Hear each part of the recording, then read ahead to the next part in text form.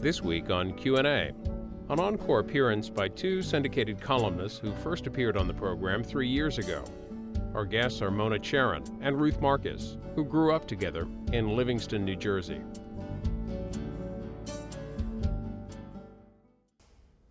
Mona Charen, how has life changed for you as a columnist in the last 3 years? Well, I'm younger now. The world has changed a lot in the last 3 years.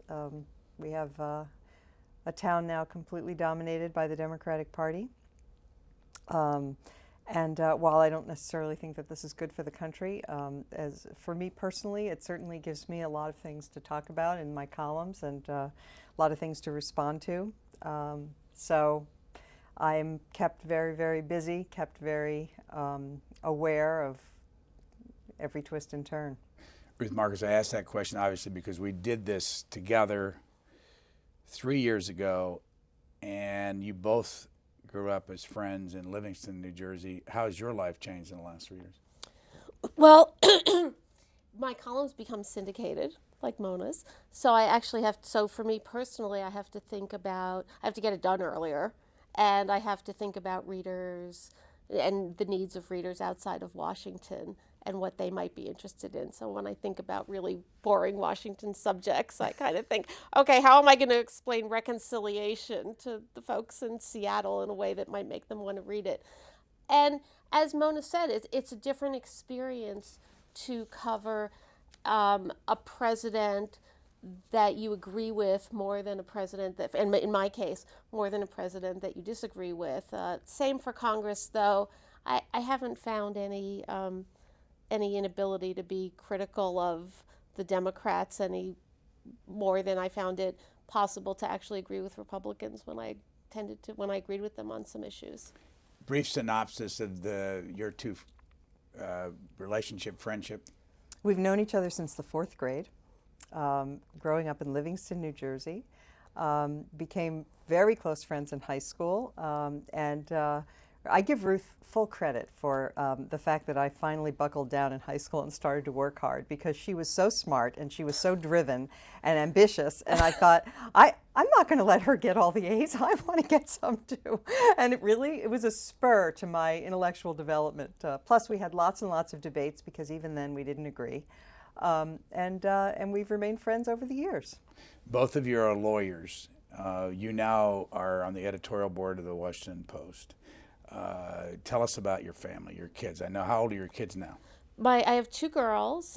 They're about to be 12 and 14 in the next few weeks, which I start practicing right before their birthdays to sort of bump us up to the next notch. And I have to say 12 and 14 is a little alarming.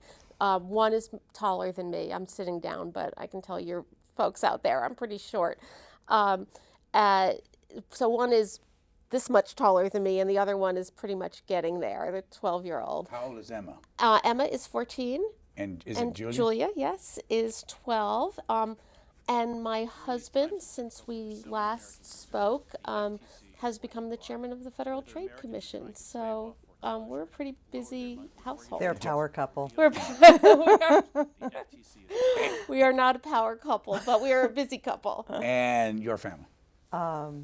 My husband, Robert, continues to be a partner at Paul Weiss, Rifkin, Morton and Garrison.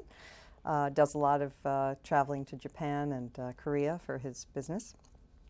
My children, Jonathan, David, and Benjamin, are now 17, 15, and 13. Just in that order? 17, Yes. 15, and 13. Yes. All right, let's go back to start the political discussion. We'll go back and show a clip. Here's Ruth Marcus and Mona Charen for about 1 minute and 36 seconds talking about George Bush. I cannot count myself in any way to be a fan of this president. I mean, when I say in any way, overall, to be a fan of this president. And I think one of the things that I write about, and so it's one of the things that upsets me the most, is the absolute fiscal recklessness of the administration and the tax policy that's going to leave our grandchildren, which is actually a nice thought, except for the fact that they're going to have to be paying for tax cuts that were clearly not affordable at the time that they were passed, and certainly aren't affordable now. Well, I agree and disagree. I agree about the fiscal recklessness in the sense of the spending, and that for which I blame Bush, and I also blame the Republicans in Congress who've been a big disappointment on this score. They discovered that they liked it a little too well, and have been spending like crazy, spending more than the Republican Congress spent under Clinton, because at least then they felt more of an obligation to, I guess, in battle with a Democrat. But in any event, the tax cuts don't bother me because the tax cuts stimulate the economy, and when the economy grows, money that comes into the coffers of the state, as you know, also grows, and so it has. But I'm concerned about the absolute explosion of spending, and I think that's been one area where this administration has been disappointing. Mona Charen, fiscal recklessness. Boy, those were the good old days. The current administration and the current Congress make the Bush years seem absolutely fiscal, the model of fiscal rectitude by comparison.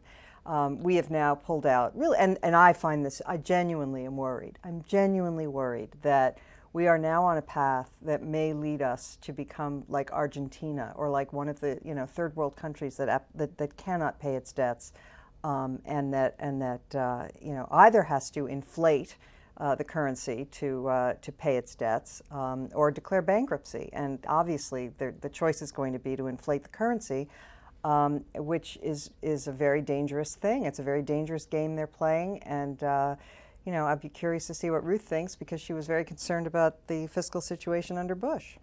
I continue to be concerned about the fiscal situation, and boy, did I want to argue with you from 3 years ago, because the notion that the tax cuts aren't a problem because they'll spur the economy and more money will flow into the Treasury. Well, the tax cuts do not pay for themselves. From my point of view, we have to think of it in a short-term way and a long-term way. In a short-term way, these deficits, while absolutely horrifying in their amount, are necessary and actually prudent, if that sounds like an oxymoron, in order to help us get out of this fiscal mess and this economic mess. If anything, we might need to be spending more than we're spending now. In the longer term, it's very scary, and I think that the president this new president has not been clear enough about where he really would make sacrifices. He has not been clear enough about the revenue he's going to need to bring in. He's not been clear enough, at least yet, about how to really get entitlement spending under control.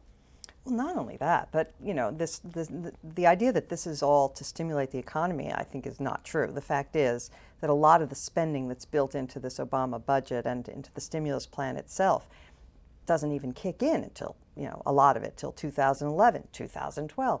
That's not stimulus spending, that's long-term spending. Some of it, and, but I'm sorry, a lot of it. The big piece of it is the alternative minimum tax, which you guys wanted to have in the stimulus package. I mean, we can argue about different pieces of it. The fact is, a lot of it is social spending, and one of the things that there are always gimmicks with every presidential budget, but one of the things that the Obamaites have done is they've said, well, we're doing this temporary spending on, Pell Grants and aid to, handicapped kids and various other things, and this is all going to sunset. Well, that's ridiculous. I mean, there's no way that the Congress is going to, voluntarily Did you tell us that those cut tax back on cuts were going to sunset?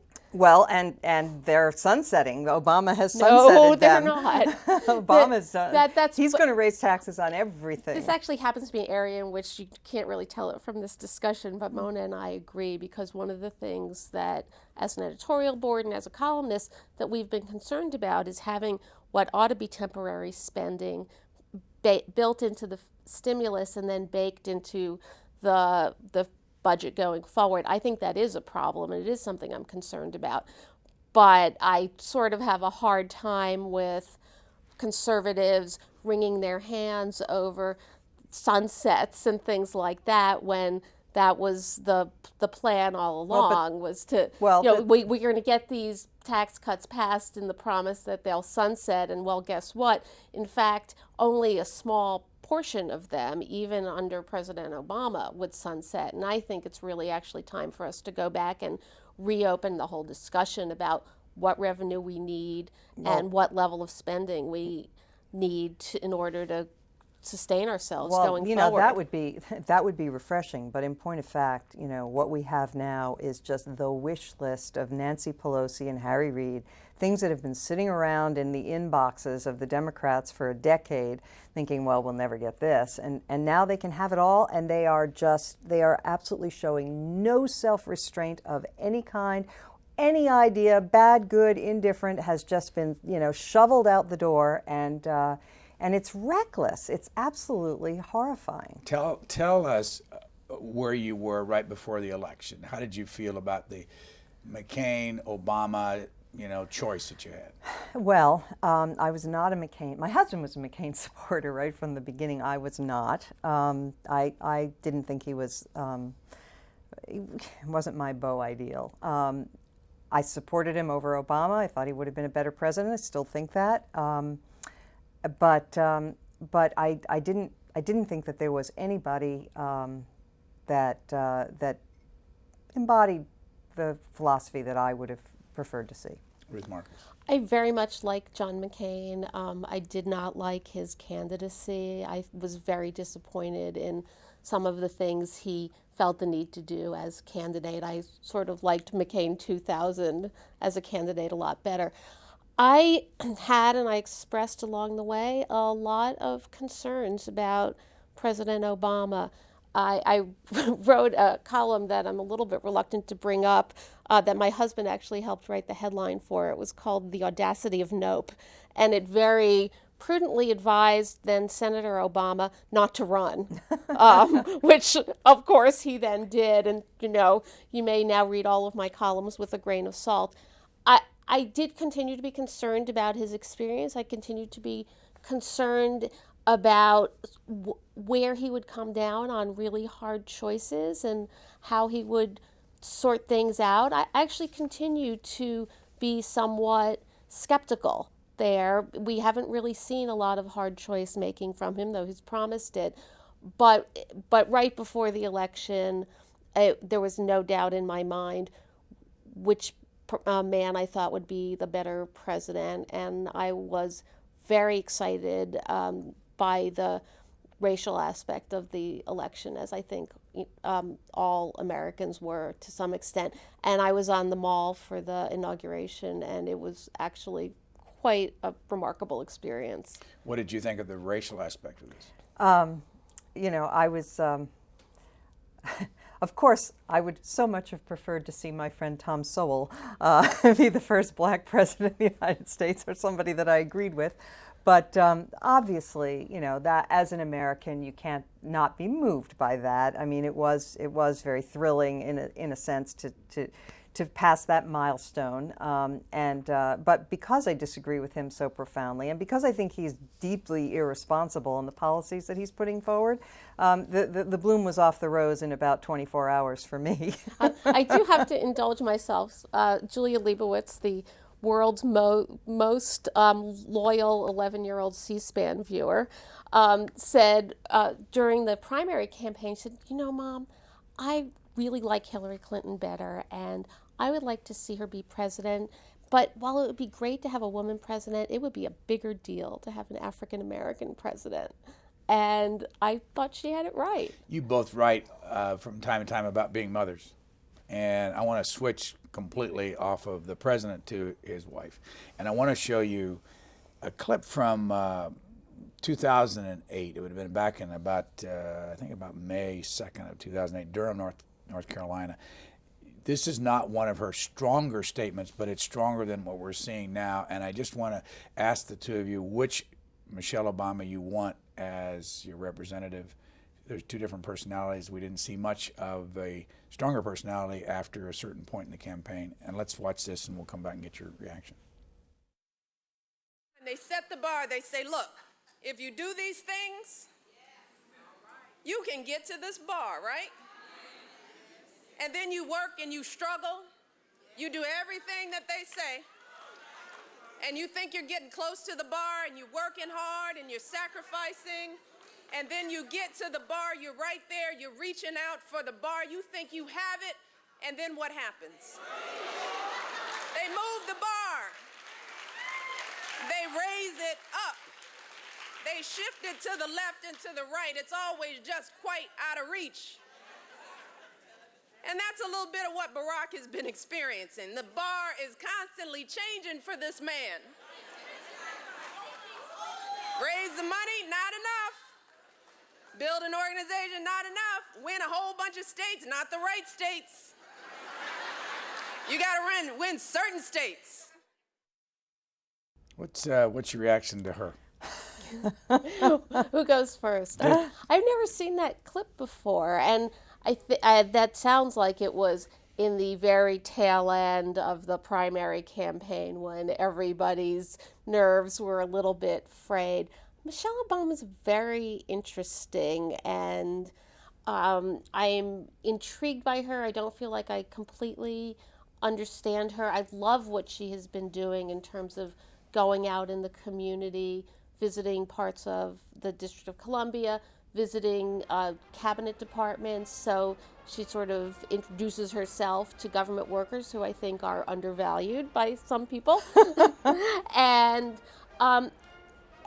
I wrote a column where I said I had some discomfort with her description of herself as mom-in-chief, because she's so educated and she's so intelligent, and I do not in any way undervalue the mom part. I'm going to be leaving here and picking up my kids at school, but it was her choice to describe herself that way that kind of set me back a little bit. And so I'm really interested to watch how she balances this. And also I've been, like everybody else, obsessed with the sleevelessness.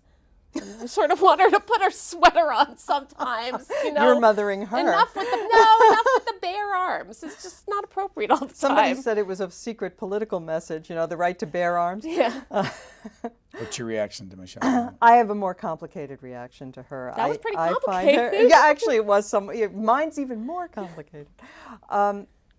I found her off-putting during the campaign, which in a way that I never found him off-putting. I thought that he was very smooth and all the things that we know he is.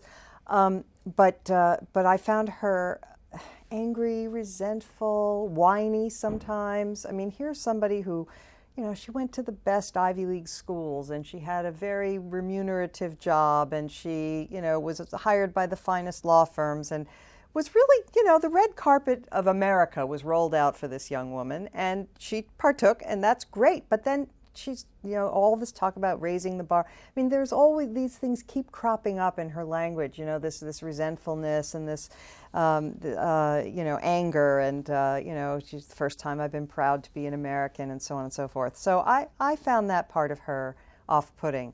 As you say, there hasn't been that much of this in evidence since she came to the White House, and now she's playing her role in a fairly traditional way, and I have no problem with the bare arms. I think it's fine. I think she's been soft pedaling, though, a side of herself that is there, and I've always wondered, sort of echoing what Ruth said, I've always wondered, who she really is. I don't feel that I have a good beat on her.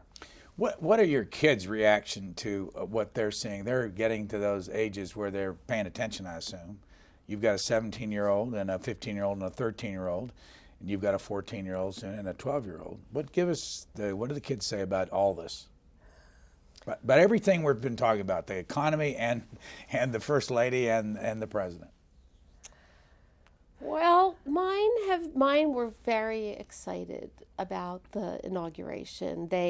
My husband's office overlooks the parade route, so everybody came down and watched the parade. I managed eventually to get in there from the mall, which was not such an easy feat. So people understand, he's chairman of the Federal Trade Commission. He's the chairman of the Federal Trade Commission. Office right down on Pennsylvania. Office right down on Pennsylvania Avenue. Actually, the chairman's office he was not chairman at the time, obviously, doesn't have a balcony, so he's been somewhat resisting moving because he does have this beautiful balcony, and it's a beautiful building. The kids were very excited about the notion of Barack Obama as president. Though I do have to say, I have raised them well. They go to a private school that's very liberal, and so the sentiment in the school was overwhelmingly pro-Obama. And I hope it's okay with her that I tell this story, but Emma, my soon-to-be 14-year-old, went marching into the principal's office of the middle school and said, everybody just says they're supporting Obama and they don't entirely understand why. And so I would like you to bring somebody in here to tell us about these two candidates so we can make our judgments for ourselves, because it's not all so clear. Because I always give them, if they tell me that they like Obama, I give them the counter argument, because I want them to make up their minds for themselves. Though it's nice that it goes the right way and or the correct way. You want them to say that they thought it out for themselves and come to the right conclusion. Well, it's interesting. I would point out that Mona's son put in a little dig at a certain liberal cable channel during his bar mitzvah. Yes, he did. But I was really proud of that, and I want to instill in them interest in public policy issues. We have the world's most ridiculous conversations in my house, and I was on the phone with somebody at the White House one day. We were talking about the budget and the stimulus package, and I mentioned something about the AMT, and Julia said, "Is that a trade thing?" And I said, "No, honey, I'll explain it to you when I get off the phone." Next thing I knew, we're on a conference call with somebody else at the White House who says, "Is it true?" We're in my boss's office. There's this whole room. We're all saying, "Oh, hi, so-and-so, hi." "Is it true that your 11-year-old wanted to discuss the alternative minimum tax?" I was like, yes, possibly Child Protective Services should be coming in. Now, which was David or Ben that was bar mitzvah when he made this comment? It was Benjamin, the youngest. And what did he say? and I should ask you this: have you seen much of each other since we were together 3 years ago? We have, yes. Ruth was just a guest at my son's bar mitzvah. And Emma was at my daughter's bat mitzvah, yes, and next March, if I ever plan anything, another one. So what did he say? He was I think he gave when children are bar or bat mitzvah, they give a little talk about the week's Bible section, and they offer whatever wisdom they can on the subject. And Ben chose for his topic. Let me see, how did he put this? Whether the heart or the head should dominate when you're trying to build a relationship with God. And so he pointed out that if you rely too much on emotion, this can lead to evils. For example, MSNBC. Did he get a laugh out of that one? Yes. In that audience, it got a really big laugh. So what about your sons and their attitude about all this? Are they just parroting what their mother says? No. My 15-year-old is a very independent-minded person, and I think even maybe a little contrary. I mean, he always likes to test things out and really takes nothing for granted, and doesn't accept my points of view on face value at all. In fact, it's really good training for me to try to convince my 15-year-old, and I haven't convinced him on everything. I mean, we don't agree on gay marriage. He's for it, and I'm not, and I haven't been able to change his mind on that. I haven't tried that hard, but I don't think I could, really. He has his own views on that. I think it's generational. That's a totally generational thing. That's my kid's litmus test. Yeah. For how they judge your politics. Mom, what does Hillary Clinton think about gay marriage? Well, she says she's opposed to it. What does Barack Obama say? Well, he says he's opposed to it. What do they really think? Mm-hmm. Why is this a litmus test? Why does this? Because kids have, at least my perception is that young people think of this as the civil rights issue of their time, and because so it is. I don't agree, but they think of it that way. But we've had some interesting discussions, and Benjamin tends to be the younger one. Jonathan isn't political at all, my oldest one. But David is very interested, and as I said, comes to all of his own conclusions. I think he's more of a libertarian than he is a conservative, and Benjamin is a very conservative kid, and wants to be a Marine someday, or at least is considering it, and is fascinated by American history, and he's very super patriotic. You wrote, I don't even have the date on this, but you'll recognize it wasn't that long ago. I'm in the midst of one of those periodic work-family recalibrations, balancing the needs of adolescent daughters, my husband's busy job, and my own overextended one. Explain that. I ask you both about this period in your life. Well, I always tell people women who are about to have children, that life comes in chapters. And I have worked every permutation that you could imagine I took 6 months off after each of my children was born. I took a year off when my younger child was in her last year of preschool, because it was going to be the last year she wasn't in school full time. And I've worked 3 days a week. I've worked 4 days a week right now. I pretty much, I decided that that there was something in the moment of picking your kids up at school that was really critical for me to be around, especially for my kids in those adolescent ages. And so I've worked around my schedule, and with a wonderful, flexible boss and the miracles of technology. And don't forget a wonderful husband. Well, I'm getting to him. But to be honest with you, while I do have a wonderful husband, he's really busy. And when we've had those moments where it seemed to me as if something needed to give in the family, it's tended to be, as involved as he is and as much as he is there at all the times he needs to be there, and he tries very much to get home at a reasonable hour so we can all sit down for dinner together. In my experience, it's when your kids need you and there's two busy parents, it's the mom who tends to give, wants to give, ends up giving, and that's what that sort of happened. I hadn't actually really discussed with my boss when I wrote that sentence that I was going to need to sort of recalibrate, and he said, "Yeah, I just did notice that you wrote that, and what do you need?" So now, do you go to the office less often? I spend a little bit less time in the office, but my theory is that technology is the working mom's best friend, because I can sit there at the kitchen table while Julia's doing her math homework, and I can have my laptop open, and I can be doing some writing, and we're all, I mean, I guess what passes together as a family in the modern age, but we're there. How's your life changed in 3 years when it comes to work?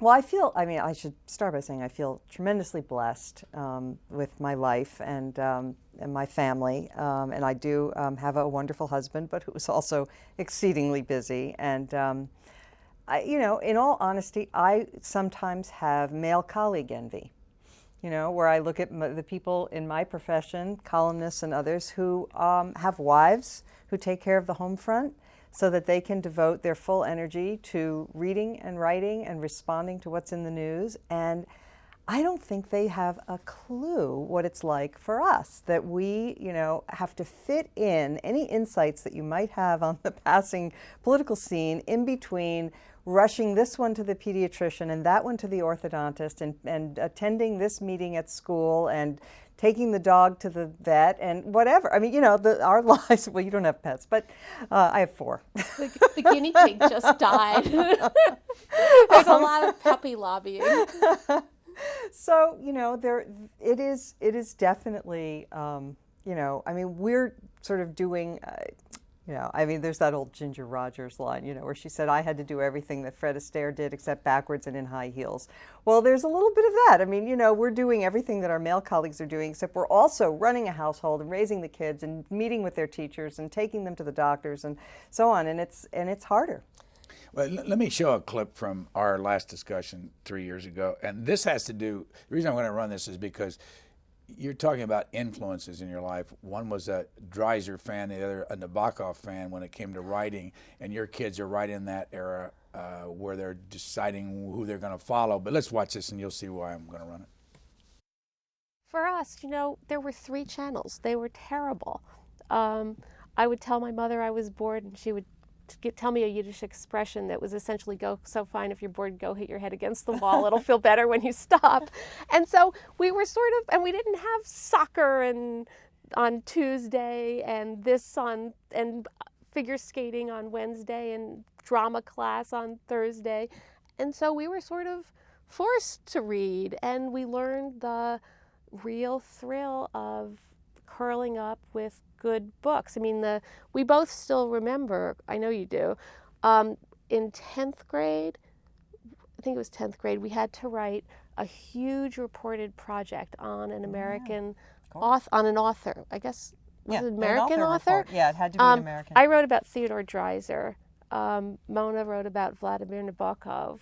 And we read everything that they wrote. What does that say about Mona Charen, that you went to Nabokov? Better taste in authors. I don't know what drew me to him. It's funny. I don't remember now. Yeah, I know. You know? Yeah, because he was a really good writer. Yeah, he was. Mona's That's right. a naturally better writer than I am. Thank you. You are so sweet. But Ruth is smarter, so it works out.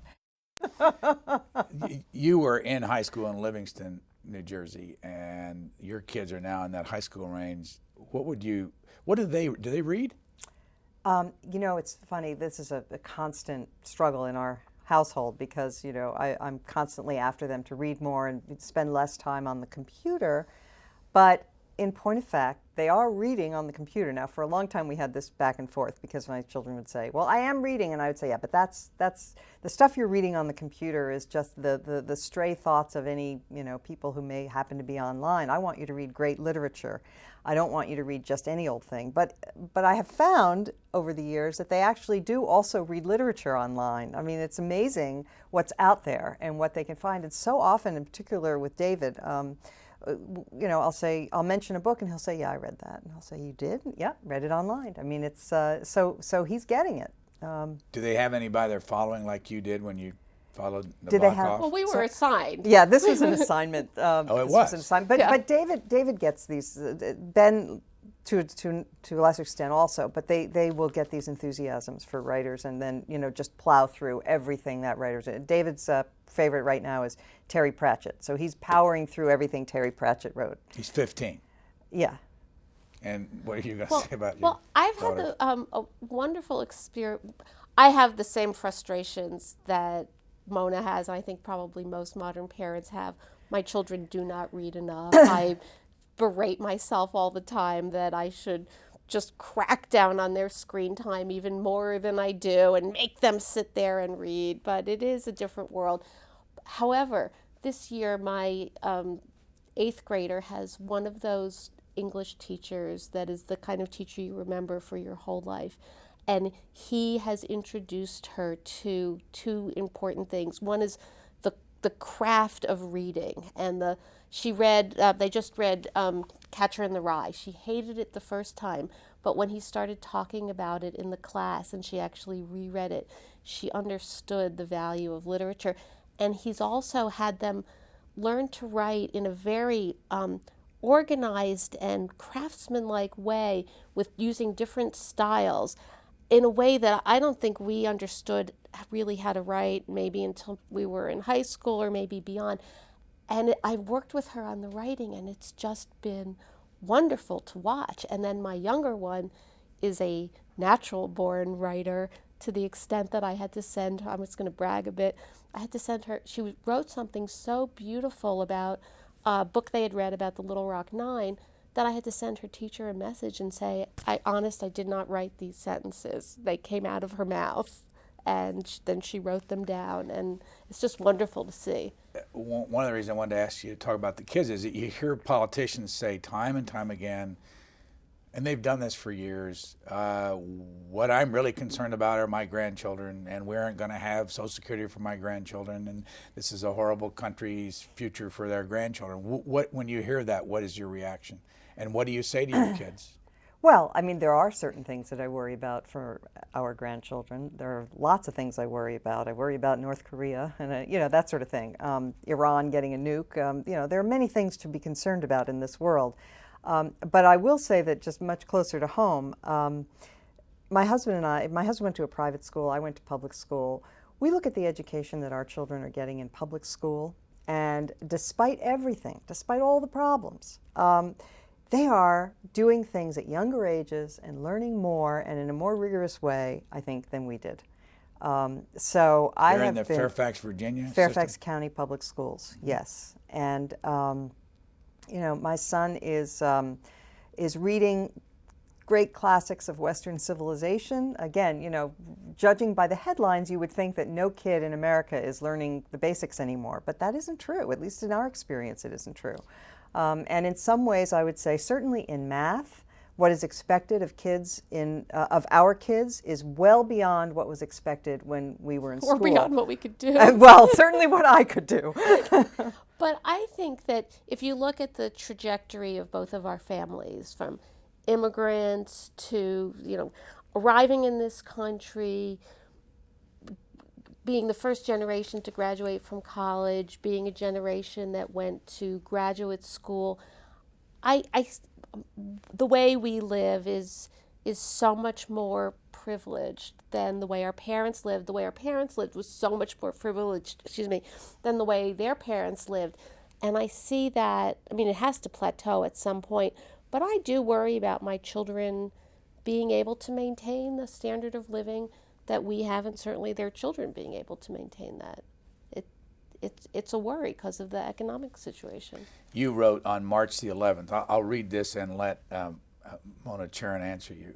The notion that President Obama has lurched to the left since his inauguration and is governing as an unreconstructed liberal is bunk.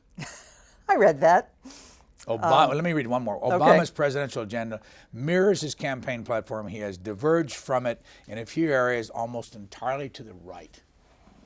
I completely disagree. First of all, has he lurched? No, he was a left-wing candidate, and he's a left-wing president. Well, if you were listening during all of this, oh my God, we're so shocked.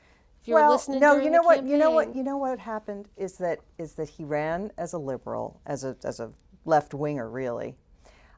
He was elected, and then he started sending all these signals by the appointments that he made that he might actually turn out to be the second incarnation of Bill Clinton. And so a lot of us started to get excited and think, oh, this won't be so bad. He's actually turning out to be a moderate, and we had this little frisson of excitement. And then he began to hand everything over to Nancy Pelosi and Harry Reid, and follow their lead. And so now we have, I prefer to think of it as a triumvirate in charge, and it's about as left wing as we have seen since the New Deal. I don't think you can think of another president who's been this left wing. Who? Well, I would say a couple words to you. Iraq, Afghanistan. What about Iraq? Guantanamo. I think in all of those ways, Bill. I was just listening on C-SPAN radio as I was coming over here to Gates testifying. I think that as I wrote, and I defy you to find a counterexample, he has governed as he said he would govern substantively, except that in situations where he's had to make a decision, they've actually been to the moderate side. Well, much to the consternation of the ACLU. Your point depends entirely upon whether you think he ran as a left-wing liberal. If you acknowledge he ran as a left-wing liberal and he's governing as one, then there's really nothing more to discuss. Well, I don't think he ran. I don't think he ran as a left-wing liberal. I don't think he's governing as one. But I think our definition of left-wing liberal is probably different.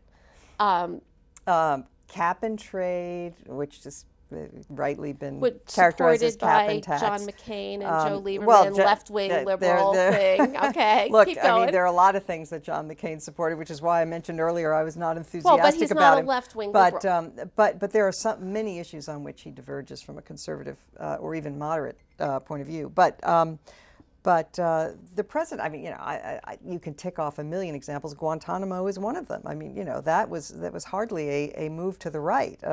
He announces that he's closing Guantanamo with no good idea about what he's going to do with those people, with no acknowledgement. He does all these little nasty little digs at his predecessor, never acknowledging that there's a real issue here, that there's a really complicated question. What are we going to do with these people? I actually think the fact that he decided that he was going to have this review and he was going to do it within the year is an acknowledgement, and I think he said it as much, that there were some very hard questions about he grandstanded about how we're closing down Guantanamo, and he got all the great press for the grandstanding, and then he leaves the other part, the complicated part. Well, we'll have a commission to look into that later. Shh.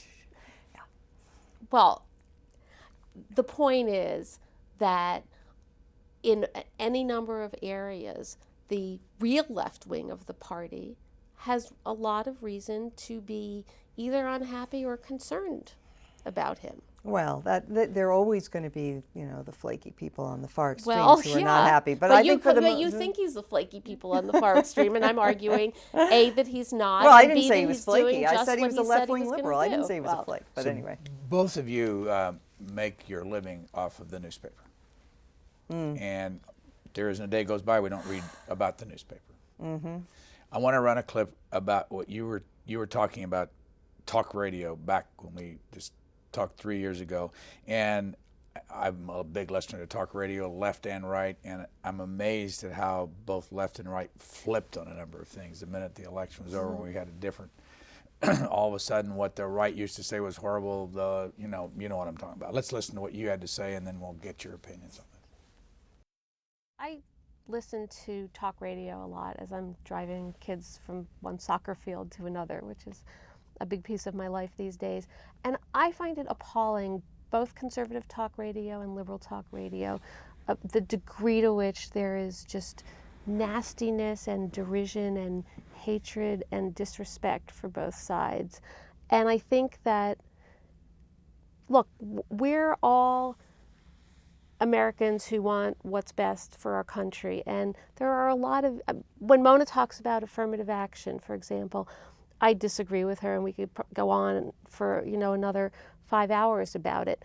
But I understand what she's saying. I respect what she's saying. And I think that the concerns that she has are legitimate concerns. And I think that you can see that the things that I believe are worth it are valuable attributes. And this absolute failure of one side to respect what the other side is saying, or even in the age of the internet, to even ever be exposed to what the other side is saying, because you go to your liberal blogs and I go to my conservative blogs, and so how would you ever know what you thought? Mona, Charen, this process has moved another 3 years. People lining up on, and it really going to their side. Is that good or bad for us? Well, I have mixed feelings about it because, I do remember a time when there were only 3 networks and just a few big newspapers, and the press was sort of dominated by a liberal point of view. You didn't have conservative voices much in evidence at all. And so I think in general it was a good thing that we've had a flowering of different sources and outlets and so on. And, a lot of different voices are now out there. As a syndicated columnist, I have begun to notice that every month when I get my statement about the papers that my column runs in, there's now frequently a notice saying such and such paper is now declared bankruptcy. And I apparently stand in line as one of the creditors. Yeah, of course. They'll owe me about $15, per column. But so that seems, newspapers do seem to be in their death throes, and it is a little worrisome that people will get people will get news that's just catering to their presuppositions already. On the other hand, I don't think, I'm really not sure what the solution is to that, because I didn't think the old system, where everybody listened to CBS and NBC and ABC, was a good system either. And so, I'm really not sure whether there's an answer to it.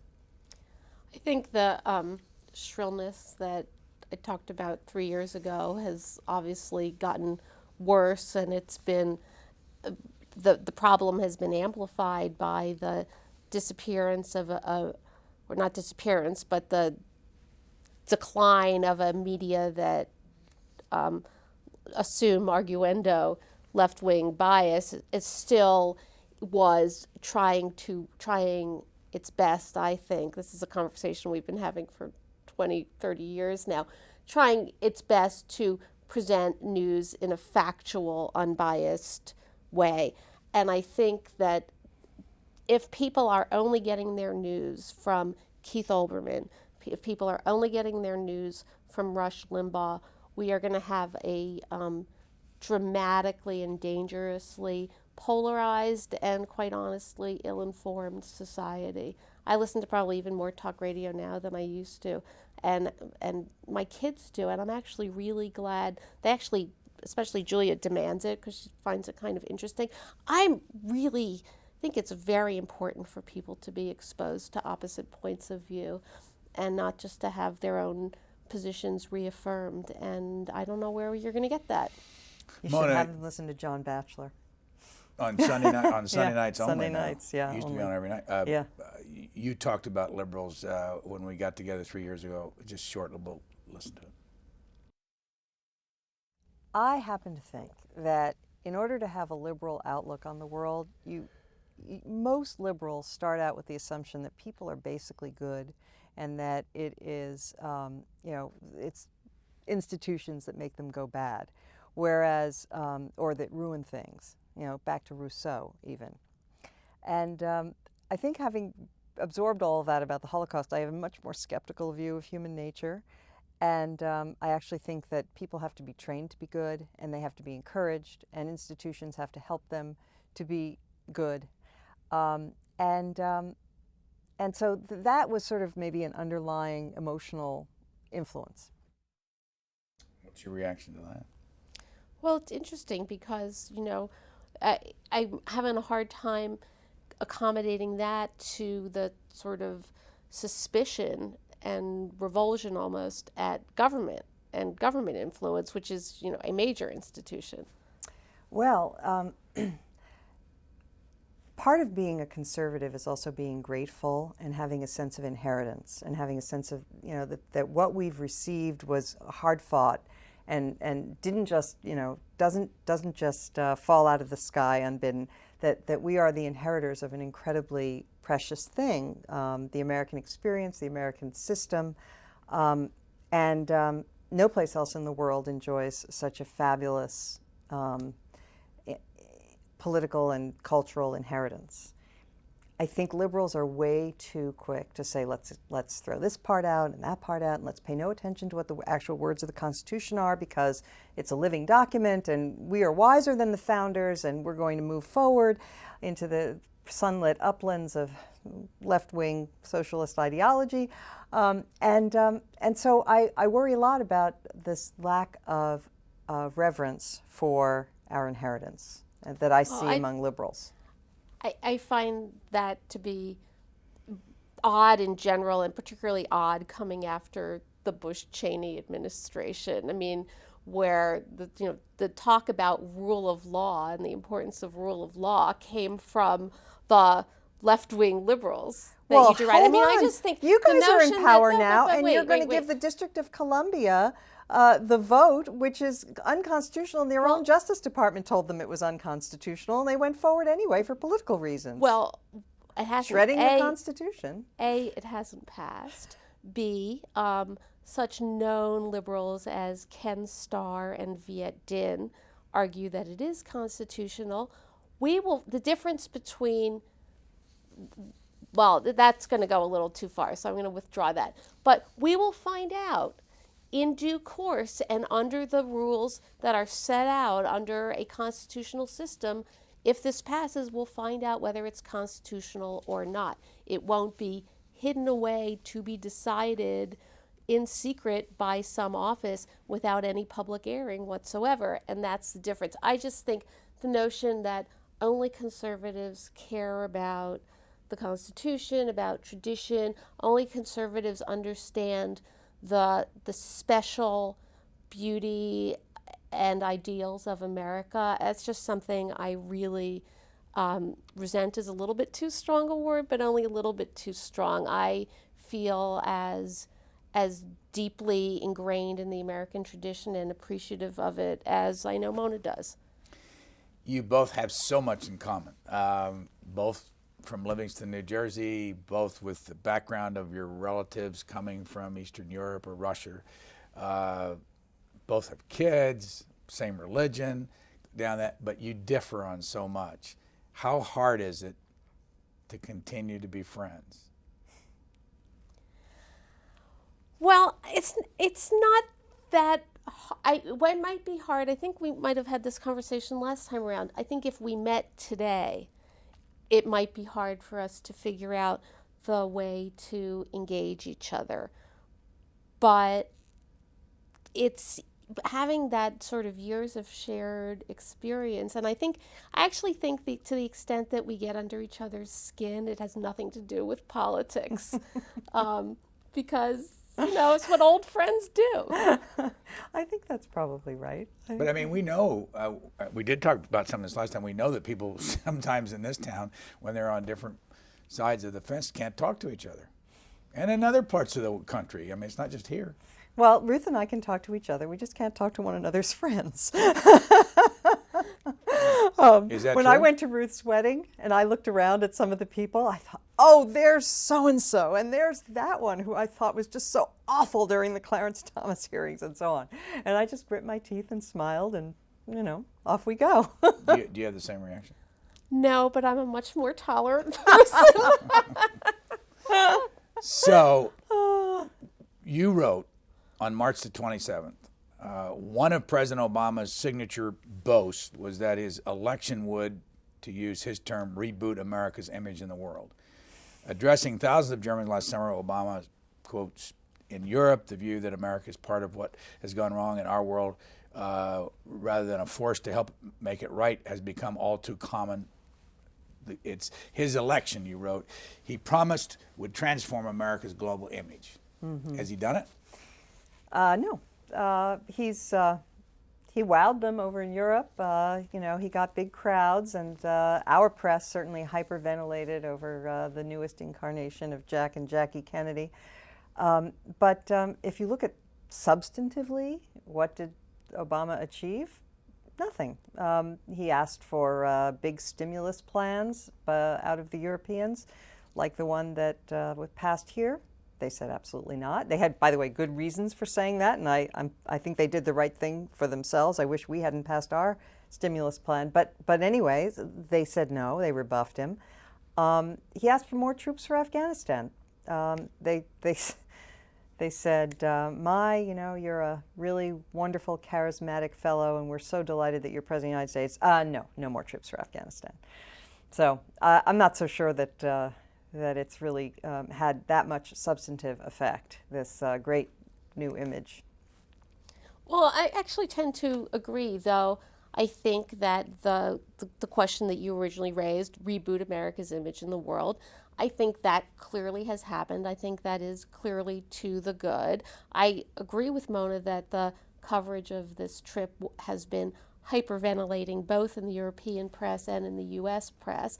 And I agree also that the substantive achievements, everybody's so interested in talking about, was it a breach of protocol to touch the Queen, or why did he give the Queen an iPod, that they haven't really focused on the substance. But I think, while I agree that it is hyperventilating, and I think that both the conversation about when people are saying that the president is doing a terrible job, it's over-exaggerated, especially in this age of nonstop cable and nonstop blogging, and when they say he's doing a wonderful job, it's over-exaggerated, as this one was. Nonetheless, I do think there is a lot of image repairing in the world to do, and that is a good thing that the president is doing it. Why should we care about what this business about touching the Queen? Oh, you've asked the wrong person. I'm a small r Republican, small d Democrat. You know, I do not have any truck with royalty whatsoever. I was really upset that Obama bowed from the waist to the King of Saudi Arabia. That was much more offensive than touching the Queen. Touching the Queen's not offensive. I thought I read that President Bush did the same. No, President Bush held hands with the King of Right, Saudi both. Arabia, which was bad enough. But this bowing from the I never saw Bush do that. If he did, I would be horrified, as I am that Obama did it. I cannot imagine what he was thinking. Why would an American president bow from the waist, a really deep bow, to the president of Saudi Arabia? Why would an American president hold hands with the King of Saudi Arabia? A good question. I don't know the answer to. I don't know what happens to these guys when they get into the White House, that they suddenly begin to truckle to these little potentates who happen to have oil under the ground. I actually am not up on my bowing story, though I did see things that, oh, you know, they all bow. And the hand holding, whatever. There are a lot more important things going on in the world, and if it takes a little hand holding to make some diplomatic, and you know, the hand holding is different for them than it is for us, I can live with some hand holding. We're about out of time. We have just a minute of talking about what you expected for your kids when we were together last time. Make sure you make space for some fun in your life, but also, if you want to be a writer, that means you have to write, and it also means you have to read, and you have to build up. And so building up, can I just interject something on that subject? Because I do find when I talk to younger people that this is one thing they don't seem to be as willing to do as we were, which is I was willing to just get my foot in the door and do whatever I had to do to just be in the place I wanted to be. And National Review, you know, paid me $10,000 a year for that job. You know, I had to live with two other women in a one-bedroom apartment and so on.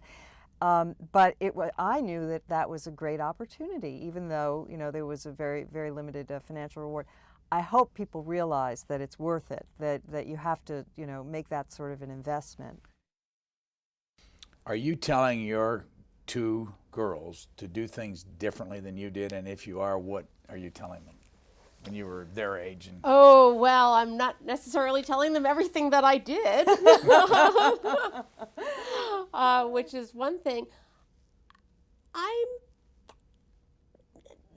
actually don't have a lot of regrets about the way I did things. I studied hard, I worked hard, they like to think I was a complete dweeb, and well, there may be some truth to that, but it's also in my interest to let them think that. I want them to understand how to be productive, contributing members of society.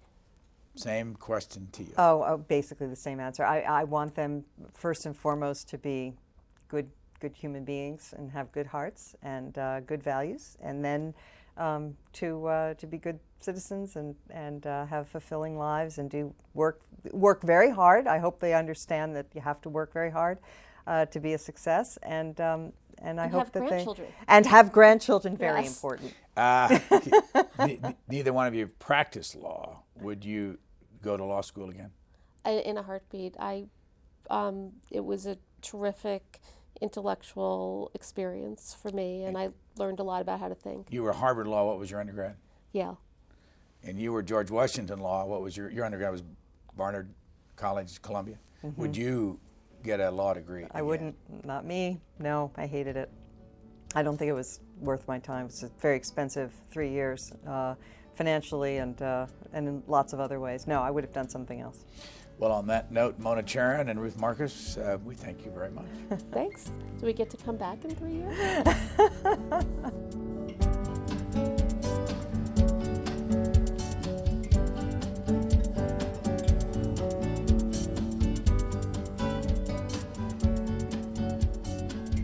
For a DVD copy of this program, call 1-877-662-7726. For free transcripts or to give us your comments about this program, visit us at qna.org. Q&A programs are also available as C-SPAN podcasts.